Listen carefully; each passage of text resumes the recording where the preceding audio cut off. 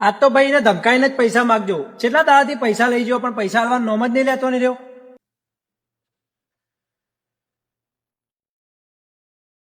નાગજીભાઈ, ઓ નાગજીભાઈ, નાગજીભાઈ. એ આવો ભાઈ કોણ હો? ઓહો આવો તમે આવો બેહો. કોઈ બેહું નહીં યાર, તમે 6 મહિનાથી પૈસા લઈ જાઓ, પૈસાના વાયદા કર કરો, પૈસા આલો. પેલા બેહવાનો ટાઈમ નહીં અમારી જોડે. પેલા મારી વાત તો હોભળો તમે. કોઈ વાત બાત અભળવી નહીં તમારી યાર. તમે પેલા પૈસા આલવાન કરો. આટલા ઊંચા અવાજે ના બોલો ભાઈ, આજુબાજુ બધો હોભળો ને પછી મારી આબરૂનું હું. એટલી બધી આબરૂની તમને પડી હે તો પૈસા આલવાન કરો ને કે બધાને હું આટલા બોલાવીને તમારે તો મેળો ભેગો કરે. શાંતિ રાખો ભાઈ, છોકરાને પગાર થાય એટલે હું તમને થોડા ઘણા કરી આલું. આ આવ્યો એ જ તમારો છોકરો? કોણ હે બાબા? ચમ આયા? કોઈ નહીં, એ તો આપણા સંબંધી. તું થાકે પાકે આવે છે, જા ઘરમાં જતો રે.